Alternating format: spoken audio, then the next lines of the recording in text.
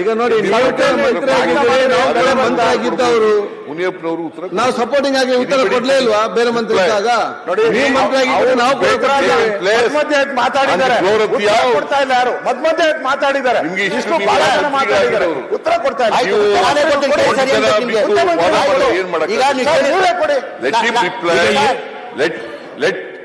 Revenue minister ಸಾಧ್ಯ ಇಲ್ಲ ಅಂತ ಹೇಳ್ತೀವಿ ಅವ್ರಿಗೆ ಕೇಳ್ಬೇಕಾಗುತ್ತೆ ಅವ್ರು ಕೂತ್ಕೊಂಡು ಕೇಳ್ಬೇಕಾಗುತ್ತೆ ಅವ್ರು ಏನಾದ್ರು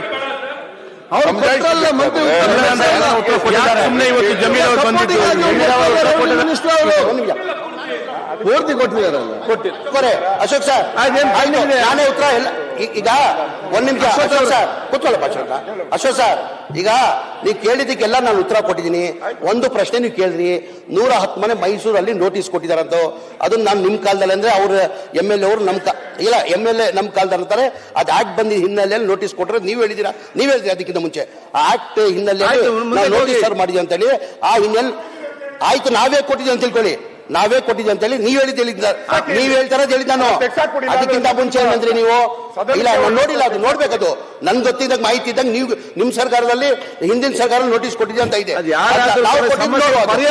ಅದಕ್ಕಿಂತ ಮುಂಚೆ ನೀವೇನಂದ್ರಿ ಈ ಆಕ್ಟ್ ತಂದಿರೋದ ಹಿನ್ನೆಲೆಯಲ್ಲಿ ನೋಟಿಸ್ ಮಾಡಿದ್ವಿ ಅಂತ ತಾವ್ ಹೇಳಿದೀರಾ ಈಗ ನಾನು ನೋಟಿಸ್ ಕೊಟ್ಟರು ಅದೇ ನೀವು ಕೊಟ್ಟಿಸು ಒಂದೇ ಆ ಆಕ್ಟ್ ದಿಂದ ನೋಟಿಸ್ ಕೊಟ್ಟಿದೀವಿ ಅದು ಅಂತ ಕೇಳಿದಿರಾ ಯಾವ್ದೋ ಒಂದು ಸ್ಕೂಲ್ ಕಟ್ಕೊಂಡಿದ್ದೀರಾ ಅಂತ ಹೇಳ್ತಾ ಇದಿರ್ತಾವ ಆ ಸ್ಕೂಲ್ ಅದು ನನ್ ಬಂದಿರೋದ್ ಮಾಹಿತಿಯಲ್ಲಿ ಅದು ಒಗ್ಬೋರ್ಡ್ ಆಸ್ತಿನೇ ಅಂತ ಅದಕ್ಕಂತ ನೋಟಿಸ್ ಕೊಟ್ಟಿದ್ದಾರೆ ಅದ್ ಬನ್ನಿ ನಾನು ನೀನ್ ಕೂತ್ಕೊಳ್ಳುವ ಚರ್ಚೆ ಮಾಡುವ ಹಂಗೇನಾರು ಒಗ್ಬೋರ್ದಿಲ್ಲ ಅಂದ್ರೆ ನಾನ್ ಬಿಡಕ್ ಸಿದ್ಧ ಯಾರ್ದನ ಇರ್ಲಿ ಬಿಡಕ್ ಸಿದ್ಧ ಅಂತ ಇದಿಲ್ಲ ನಾನು ಬಿಡಕ್ ಸಿದ್ಧ ಅಂತ ಇದಿಲ್ಲ ಅದ್ ನನ್ ಬಂದಿರ ಈಗ ನೋಟಿಸ್ ಯಾರ್ದನ ಆಸ್ತಿಗೆ ನಿಮ್ಮ ಆಸ್ತಿಗೆ ನಾನು ತಗೊಳಕ್ ಸಾಧ್ಯನಾ ನೀವು ರೆವೆನ್ಯೂ ಮಿನಿಸ್ಟರ್ ಕೆಲಸ ಮಾಡಿದ್ದೀರಾ ಒಂದ್ ನಿಮಿಷ ಇರಿ ಸರ್ ಮಂತ್ರಿ ನೀವು ರೆವೆನ್ಯೂ ಮಿನಿಸ್ಟರ್ ಕೆಲಸ ಮಾಡಿದ್ದೀರಾ ಯಾರ್ದನ ಆಸ್ತಿ ಯಾರನ್ನ ತಗೊಳಕ್ ಸಾಧ್ಯನಾ ಯಾರನ್ನ ಆಸ್ತಿ ಯಾರನ್ನ ತಗೊಳಕ್ ಸಾಧ್ಯನಾ ಈಗ ಅಧಿಕಾರಿಗಳು ಮಂತ್ರಿ ಸೂಚನೆ ಕೊಟ್ಟ ತಕ್ಷಣ ಮಂತ್ರಿಗಳು ನೋಟಿಸ್ ಕೊಡ್ತಾರಾ ಇಲ್ಲ ನೀವು ರೆವೆನ್ಯೂ ಮಿನಿಸ್ಟರ್ ಆಗಿದ್ದೀರಾ ಅಲ್ಲ ಮಂತ್ರಿ ರೆವೆನ್ಯೂ ಮಿನಿಸ್ಟರ್ ಆಗಿದ್ದೀರಾ ಈಗ ಒಂದ್ ಸೆಕೆಂಡ್ ಈಗ ನಮ್ಮ ಅಪೋಸಿಷನ್ ನಾನೇ ಕಂಪ್ಲೀಟ್ ಮಾಡ್ತೀನಿ ಒಂದ್ ಸೆಕೆಂಡ್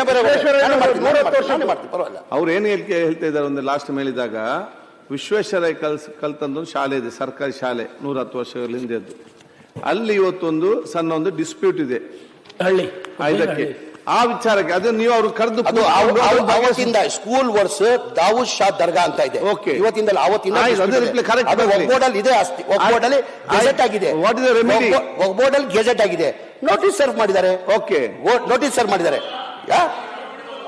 ಯಾವ್ದೋ ನಾವು ಬಿಡಕ ಈಗ ಬೋರ್ಡಿಂದ ನಮಗೂ ಗೊತ್ತಿಲ್ಲ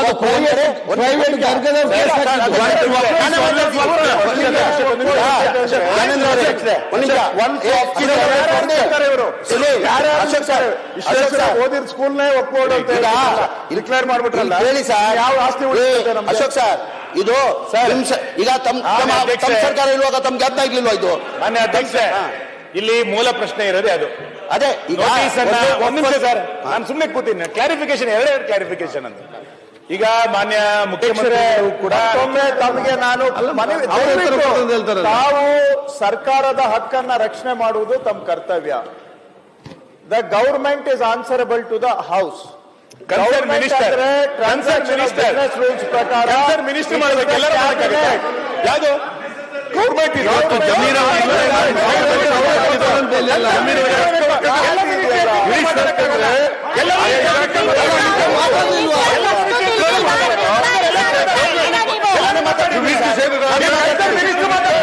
ಮುಖ್ಯಮಂತ್ರಿ ಮಾತಾಡಬೇಕು ಮಾತಾಡಕ್ಕಾಗಲ್ಲ ಆಮೇಲೆ ಮುಖ್ಯಮಂತ್ರಿ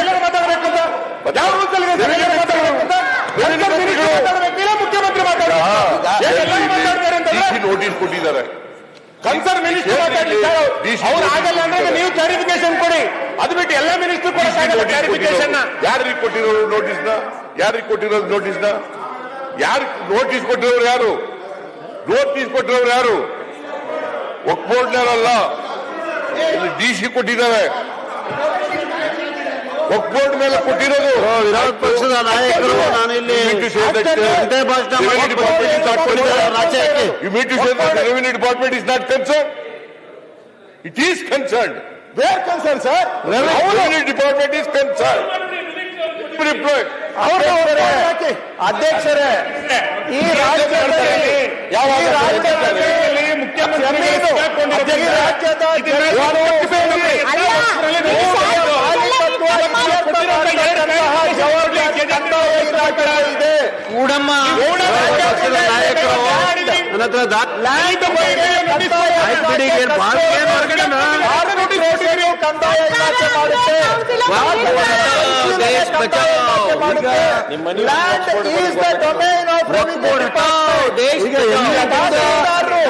ಎಸಿಗಳು ಸಿಸಿಗಳು ಕಂದಾಯ ಇಲಾಖೆ ಕೆಳಗಡೆ ಕೆಲಸ ಮಾಡ್ತಾರೆ. ಕಂದಾಯ ಇಲಾಖೆ ಅಧಿಕಾರಿಗಳು ನೇರವಾಗಿ ವಿಷಯದಲ್ಲಿ ಇನ್ವಾಲ್ವ್ ಆಗಿದ್ದಾರೆ. ಈ ತೀರ್ಮಾನಗಳು ಕಂದಾಯ ಇಲಾಖೆ ಅಧಿಕಾರಿಗಳ ಮುಖಾಂತರವಾಗಿ ಆಗಿದೆ. ಕಾನೂನು ಆ ಇಲಾಖೆಯವರದಿದ್ರೂ ಕೂಡ ಅದನ್ನು ಅನುಷ್ಠಾನ ಮಾಡುವಂತ ಜವಾಬ್ದಾರಿ ಕಾನೂನಿನಲ್ಲಿ ಆ ಕರ್ತವ್ಯವನ್ನ ಕಂದಾಯ ಇಲಾಖೆಗಳ ಅಧಿಕಾರಿಗಳಿಗೆ ಕೊಟ್ಟಿದ್ದಾರೆ. ಕಂದಾಯ ಇಲಾಖೆ ಅದಲ್ಲ ಅಂತ ಹೇಳಿ ಕಂದಾಯ ಇಲಾಖೆ ಪಾತ್ರ ಇದೆ.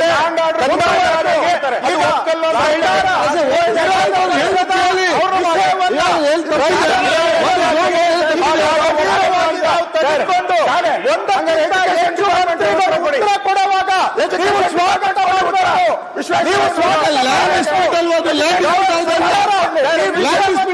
ಇಷ್ಟೊಂದು ಗಂಭೀರವಾಗಿ ಮಾನ್ಯ ಮುಖ್ಯಮಂತ್ರಿಗಳ ಆದಿಯಾಗಿ ಕೂತಿದೆ. ಹೆಚ್ಚು ಮಂತ್ರಿಗಳು ರೈತರ ಸ್ವಾಗತ ಮಾಡಬೇಕು. ಈ ವಿಷಯದ ಬಗ್ಗೆ ನೀವು ವೆಲ್ಕಮ್ ಮಾಡಬೇಕು. ಅಧ್ಯಕ್ಷ ಕೇಳ್ತೇನೆ, ಮಂತ್ರಿಗಳಿದ್ದಾಗ ಬೇರೆ ಬೇರೆ ಇಲಾಖೆಗೆ ಕೊಟ್ಟಿಲ್ವಾ? ಬೇರೆ ಬೇರೆ ಇಲಾಖೆಗಳ ಬಿಲ್ ಮಾಡಿಲ್ವಾ? ಈಗ ರೆವಿನ್ಯೂ ಮಿನಿಸ್ಟರ್ ಒಂದೇ ಇವರು ಪಾಸ್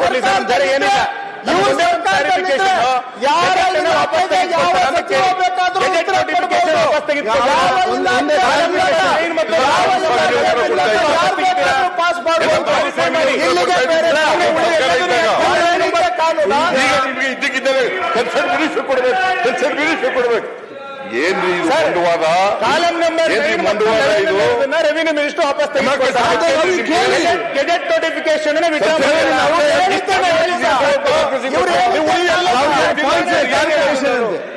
ಕಾನೂನಿನ ಮಿನಿಸ್ಟರ್ಗಳಾಗಿದ್ದವರು, MLAಗಳಾಗಿದ್ದವರು ಎಲ್ಲ ಗೊತ್ತಿದ್ದು ಕೂಡ ನೀವು ಮಂಡುವಾದ ಮಾಡಿದ್ರೆ democracy against the parliamentary democracy against the government. No, we are in the favor of. Adhyakshare, what is this? ಇಲ್ಲಿಗೆ ಮುಗಿಸೋಣ. I can't understand. 90 ಈ ಮಂಡುವಾದ ಅಲ್ಲ. ಅಧ್ಯಕ್ಷ, ಈಗ ಅವ್ರ ರೆವೆನ್ಯೂ ಮಿನಿಸ್ಟರ್ ಅಲ್ಲ, ನಿಮ್ಮ ಕ್ಲಾರಿಫಿಕೇಶನ್ ಅಂತ ಹೇಳಿ ಅವ್ರು ಉತ್ತರ ಬೇಕಾದ್ರೆ ಅಧ್ಯಕ್ಷ, ರೆವೆನ್ಯೂ ಡಿಪಾರ್ಟ್ಮೆಂಟ್ ನ ಮಂತ್ರಿಗಳಿಗೆ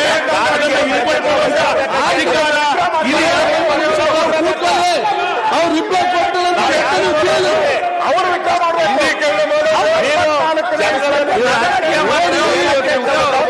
ನೀವು ಹೇಳೋದಾದ್ರೆ ಒಂದೇ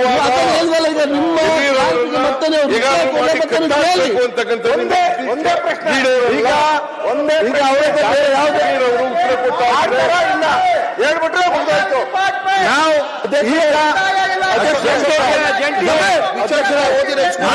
ಇಬ್ಬರು ಮಾತಾಡ್ಬೇಡಿ, ಇಬ್ಬರು ಮಾತಾಡ್ಬೇಡಿ.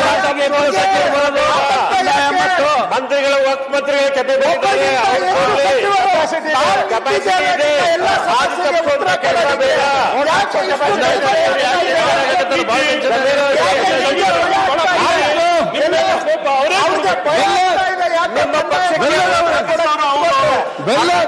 ಉತ್ತರ ಅವ್ರು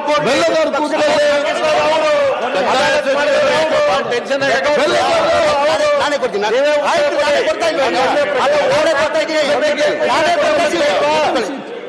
ಈಗ ಒಂದ್ ಸೆಕೆಂಡ್ ಜಮೀರ್ ಒಂದೇ ಪ್ರಶ್ನೆ. ಜಮೀರ್ ಅಹಮದ್ಗೆ ಒಂದೇ ಒಂದು ಪ್ರಶ್ನೆ ಅಷ್ಟೇ. ಅಶೋಕ್ ಸರ್ ಒಂದೇ, ಅವರು 74ನೇ ಇಸ್ವಿಯಲ್ಲಿ ಒಂದು ಗೆಜೆಟ್ ರಾಜ್ಯ ಸರ್ಕಾರ ಗೆಜೆಟ್ ಓಡಿಸಿದೆ. ಅದನ್ನ ವಿಡ್ರಾ ಮಾಡಿದ್ರೆ ಪಾಯಿಂಟ್ ಆಫ್ ಆರ್ಡರ್ ಈಗ ಮಾಡಲ್ಲ ಅಂದ್ರೆ ರಾಯರೆಡ್ಡಿ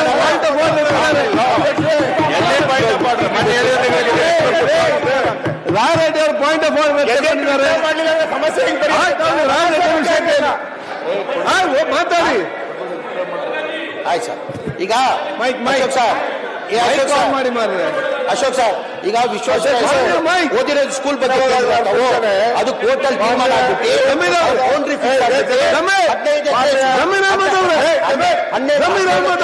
ಸ್ಕೂಲ್ಗಾಗಿದೆ 1 ಎಕರೆ ದರ್ಗಾಗಿದೆ. ಪಾಯಿಂಟ್ ಮಾಡುತ್ತೆ ಸರ್ ಮಾನ್ಯ ಅಲ್ಲ ಪಾಯಿಂಟ್ ಆಫ್ ಆರ್ಡರ್ ಬೇಡ ಬಿಡಿ. ಈಗ ಇನ್ನೂ ಒಂದು 3 ಮಾನ್ಯ ವಿರೋಧ ಪಕ್ಷದ ಸರ್ ಈಗ ದಯವಿಟ್ಟು ಪ್ಲೀಸ್ ಹಿಯರ್ ದಿಸ್. ಅಲ್ಲ ಪಾಯಿಂಟ್ ಆಫ್ ಆರ್ಡರ್ ಬೇಡ ಪಕ್ಷದ ನಾಯಕರು ಸದಸ್ಯರು ಹೇಳ್ತಾ ಇದ್ದಾರೆ. ಯಾರಕ್ಕೆ ಜೋರು ಮಾತಾಡಿ, ಜೋರೇ ಮಾತಾಡ್ತಾ ಇದ್ದಾರೆ. ಬೇರೆ ಖಾತೆಯ ಮಂತ್ರಿಗಳು ಉತ್ತರ ಕೊಡ್ಲಿಕ್ಕೆ ಬರೋದಿಲ್ಲ ಮಂತ್ರಿಗಳಿದ್ದಾಗೆ ಅಂತ ಹೇಳ್ತಾರ. Please wrong this, please quote this Indian constitution. See article 75. When they are inefficient, I am reading the constitution. Article 75 of the Indian Constitution, subsection 3. The Council of Ministers shall be collectively responsible to the House of the People. This is the House of the People. Okay. So we have a collective responsibility. Any minister can answer. ಅವ್ರ ಕೊಡಕ್ಕಾಗಲ್ಲ ಅಂತ ಒಪ್ಕೊಳ್ಳೋಕೆ ಹೇಳಿ, ಆಮೇಲೆ ಇವ್ರು ಕೊಡ್ಲಿ. I am not. You are not incapable. He is capable to answer. ಕೊಡ್ಲಿ.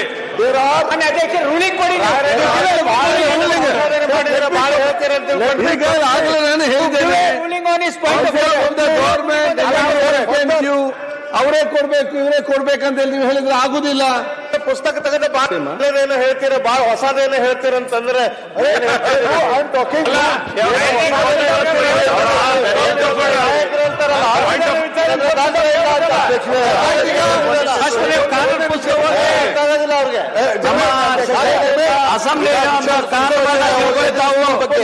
Ashok sir school ಬಗ್ಗೆ ಹೇಳ್ತೀನಿ ನಾನು. ಸ್ಕೂಲ್ ಬಗ್ಗೆ ಹೇಳ್ತೀನಿ. ಬೀದರಲ್ಲಿ 900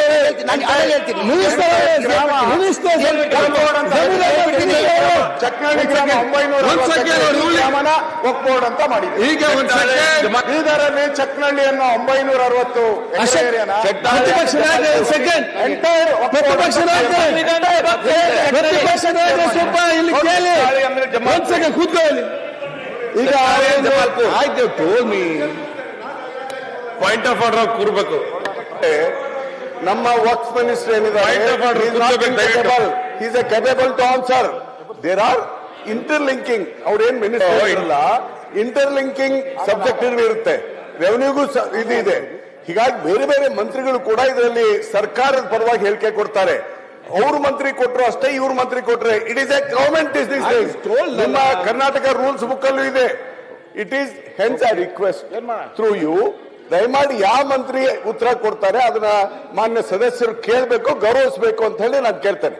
ಈಗ ಎತ್ತಿದ್ದಾರೆ ಕೊಡಿ ಅದಕ್ಕೆ ಇದರಲ್ಲಿ ವಾಟ್ ಈಸ್ ನಾನು ಅದನ್ನು ಫಸ್ಟೇ ಕೊಟ್ಟು ನಾನು ಹೇಳಿದ್ದೆ. ಯಾಕಂದ್ರೆ ನಮ್ಮ ಸಂವಿಧಾನ ಪ್ರಕಾರ ಇದರಲ್ಲಿ government is answering the questions. ನಿಮ್ಮ ಕ್ಲಾರಿಫಿಕ್ ಒಂದು ಸರ್, ಕೌನ್ಸಿಲ್ ಆಫ್ ಮಿನಿಸ್ಟರ್ಸ್ ಈಗ ಒಂದು ಮಿನಿಸ್ಟರ್ ಉತ್ತರ ಕೊಟ್ಟು ಯಾರಿಗೆ ಸಪೋರ್ಟಿವ್ ಆಗಿ ಕನ್ಸರ್ನ್ ಇರುವಂತಹ ಮಿನಿಸ್ಟರ್ ಕೂಡ ಕೊಡೋ ಅಧಿಕಾರ ಇದೆ. Why to disturb you? ನಿಮ್ಗೆ ಉತ್ತರ ಸಿಗ್ಬೇಕಲ್ಲ ಸಮರ್ಪಕವಾಗಿ, ನಮ್ಗೆ ಜನರ ಸಮಸ್ಯೆ ಬಗೆಹರಿಸಬೇಕಲ್ಲ. ನೀವು ಅದು ಅವರೇ ಕೊಡಬೇಕು ಇವರೇ ಕೊಡ್ಬೇಕಂತ ಹೇಳಿ why you want to do that? Let anyone reply, will solve the problem. ಸಮಸ್ಯೆ ಬಗೆಹರಿಸಿ. ಅಧ್ಯಕ್ಷರೇ, ಪ್ರಚಾರದಾಗ ಅಧ್ಯಕ್ಷರೇ, ಕೆಲವು ಈ ವಫ್ಗೆ ಸಂಬಂಧಪಟ್ಟ ಹಾಗೆ ಕೆಲವು ಯಾಕೆ ಈ ಗೊಂದಲಗಳು ಆಗಿದೆ ಅನ್ನುವಂತದನ್ನ ನಾನು ಸ್ವಲ್ಪ ಸ್ಪಷ್ಟೀಕರಣ ಹೇಳಲಿಕ್ಕೆ ಬಯಸ್ತೇನೆ ಮಾನ್ಯ ಸಭಾಧ್ಯಕ್ಷರೇ. ಮಾನ್ಯ ಅಧ್ಯಕ್ಷರೇ, ಉತ್ತರ ಕೊಡ್ಲಿ. ಯಾರು ಉತ್ತರ ಕೊಡ್ಲಿ? ನಿಮ್ಗೆ ಏನ್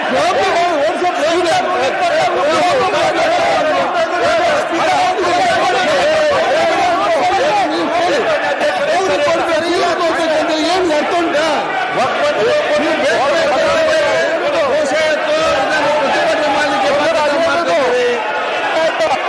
ವಾಕೌಟ್ ಮಾಡ್ಲಿಕ್ಕೆ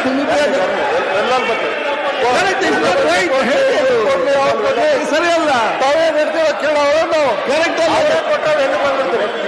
ಇದು ಸರಿಯಾಗಿ ನೋಡಿ.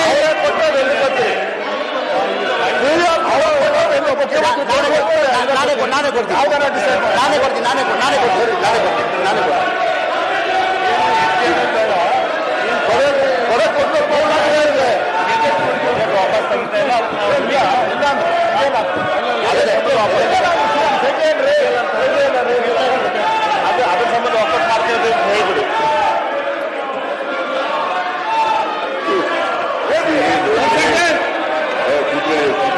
ಅಶ್ವತ್ಥ ನಾರಾಯಣ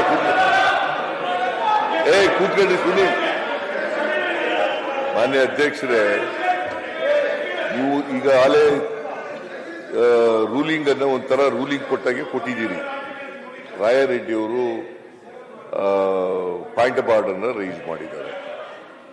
ಕಾನ್ಸ್ಟಿಟ್ಯೂಷನ್ ನಲ್ಲಿ ಬಹಳ ಸ್ಪಷ್ಟವಾಗಿದೆ. It's a collective responsibility. Government ಅಂದ್ರೆ collective responsibility. Council of ministers ಅಂತ ಹೇಳೋದು. ಗೌರ್ಮೆಂಟ್ ಅಂದ್ರೆ ಕೌನ್ಸಿಲ್ ಆಫ್ ಮಿನಿಸ್ಟರ್ಸ್. ಒಬ್ಬ ಮಿನಿಸ್ಟ್ರು ಕೌನ್ಸಿಲ್ ಆಫ್ ಮಿನಿಸ್ಟರ್ ಆಗಕ್ಕೆ ಸಾಧ್ಯ ಇಲ್ಲ. ಮಿನಿಸ್ಟ್ರು ಕೌನ್ಸಿಲ್ ಆಫ್ ಮಿನಿಸ್ಟರ್ಸ್ ಅಂತ ಹೇಳಿರೋದ್ರಿಂದ ಕೊಡಬಹುದು. ಆಮೇಲೆ ಪಾಣಿ ಬರೆಯೋರು ಯಾರು, ಇಂಡೀಕರಣ ಮಾಡೋರು ಯಾರು, ತಹಸೀಲ್ದಾರರು, ಅಸಿಸ್ಟೆಂಟ್ ಕಮಿಷನರು, ಮತ್ತೆ DC ಮಾಡಬೇಕಾದಂತ ಪರಿಸ್ಥಿತಿ ಇರ್ತಕ್ಕಂಥ ಅಪೀಲ್ ಹೋಗ್ತವೆ ಅಲ್ಲಿಗೆಲ್ಲ, ಅದರಿಂದ ಮಾಡ್ತಾರೆ. ಅದರಿಂದ ರೆವಿನ್ಯೂ ಮಿನಿಸ್ಟರು ಉತ್ತರ ಕೊಡ್ಲಿಕ್ಕೆ ಅವರು ಕೊಡ್ಲೇಬೇಕು. ಅನೇಕ ವಿಚಾರಗಳನ್ನು ಪ್ರಸ್ತಾಪ ಮಾಡಿದ್ದಾರೆ. ಈಗ ಸ್ಕೂಲ್ ವಿಚಾರ ಚಿಕ್ಕಬಳ್ಳಾಪುರದಲ್ಲಿ ನರಸಿಂಹಯ್ಯನವರು ಓದಿದಂತ ಶಾಲೆಯ ವಿಚಾರ ಪ್ರಸ್ತಾಪ ಮಾಡಿದ್ದಾರೆ. ಅದು ಇಂಡೀಕರಣ ಆಗಿದೆ ಅಂತ ಹೇಳ್ತಾರೆ.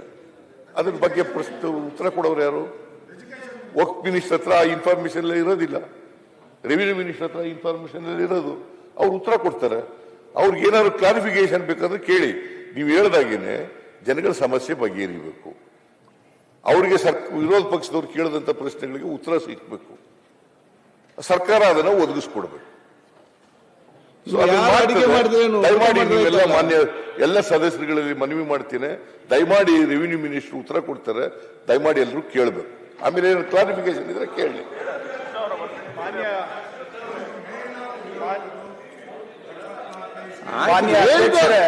ನೀವು ಮತ್ತೆ ಕೇಳಿ, ನೀವು ಅವ್ರು ಏನ್ ಹೇಳ್ತಾರೆ ಒಂದ್ ಸೆಕೆಂಡ್ ಅಷ್ಟೇ ಫೈನಲ್. ನಮ್ಗೆ ಅವ್ರದ್ದೇನು ಉತ್ತರ 74 ಗಜೆಟ್ ಆಲ್ರೆಡಿ ರಿಪ್ಲೈ ಮಾಡಿದ್ದಾರೆ. ನಮಗೆ 74ನೇ ಇಸ್ವಿಯಲ್ಲಿ ತಂದಿರುವಂತಹ ಗೆಜೆಟ್ ಅನ್ನು ವಾಪಸ್ ತೆಗೆದ್ರೆ ರೈತರ ನೆಮ್ಮದಿ. ಹೆಚ್ಚಿನ ವಿಡಿಯೋಗಳಿಗೆ ಪ್ರತಿಧ್ವನಿ ಯೂಟ್ಯೂಬ್ ಚಾನೆಲ್ ಸಬ್ಸ್ಕ್ರೈಬ್ ಮಾಡಿ, ಬೆಲ್ ಐಕಾನ್ ಕ್ಲಿಕ್ ಮಾಡಿ.